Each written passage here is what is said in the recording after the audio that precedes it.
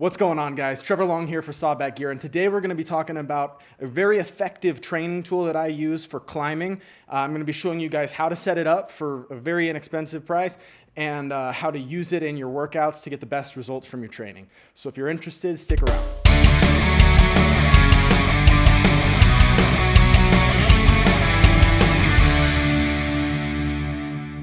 All right, guys, if you're interested in anything along the lines of rock climbing, backpacking, camping, mountaineering, anything of the sort, you're definitely going to want to subscribe to this channel. Why?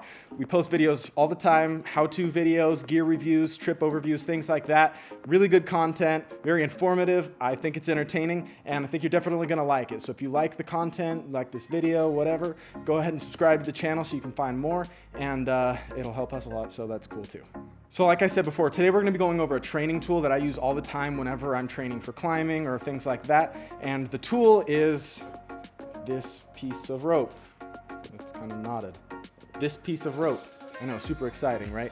It's very low tech, but it's very useful. And let me show you guys why. If you guys have ever done anything in the exercise world, especially any kind of CrossFit or worked with a personal trainer of any type, it's very likely that you've heard of like PVC stretches, which are like stretches or movements that are aided specifically through the use of like a PVC pipe.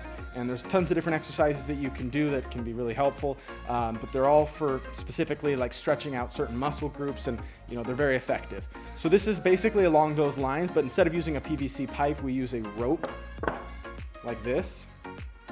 The main stretch that we do with this one is it's a shoulder stretch. It stretches out your shoulders, your chest, your arm muscles, and somewhat your neck as well. It is basically a PVC pass-through over your shoulders, but done with a rope. So basically, in order to do the exercise, what you're going to want to do is you're going to take your first hand and you're going to set it pushed up against this last knot on the very end, and then you're going to stretch your arms all the way out until you can't reach it anymore. And then you're going to keep your other hand on that knot. So then what you're going to do is you're going to pass it, keeping your arms locked the entire time, over your head, and stretch your arms backwards until the rope touches your lower back. And you're going to stretch back from your lower back all the way over your head to the front of your chest or stomach area. Some things to take note of is to do the stretch really slow. You don't want to be doing this too quickly or jerking around any kind of motion. You want to make sure it's very slow, methodical, and you get a deep stretch in your muscles. You'll definitely feel it in your shoulders, your chest, and somewhat your back and neck area. Try and keep all of your joints not completely locked out, but straight. You don't want to, rely on the tendon strength to keep your joints in place. You want to, maintain muscle balance, but keep your joints steady, firm. Don't bend them. Don't bend your neck to duck under it.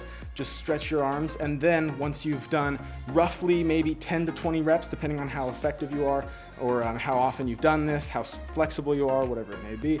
After you've done those reps, you can move your hand in one knot and start doing it that way. And then once you're done there, you can move it in another knot until you just can't do it anymore. Don't move your hands in too quickly because you can hurt yourself if you overdo it. So just take it slow, be methodical, and remember the idea, it's not to be as quick as you can, it's not to do it as close together as you can. The idea is just to get a good stretch in your shoulders and your chest, and this is really going to help open up these muscles that sometimes get really tight when we're doing rock climbing exercises. So to make the rope, it's really easy. You get a piece of rope. What I would recommend is finding a piece of rope that's roughly the length of your arms stretched out completely, and then doubling that, because you're going to be making knots in the rope, which will shorten the rope quite a bit. So if you buy it the exact length of your arms, it's going to be way too short for you. So buy a length of rope that's at least double the length of your arms, and then you're going to start by just making barrel knots in the rope. Start at the very end, make a barrel knot, and if you don't know how to do that, we actually have a video on it, so you're in luck.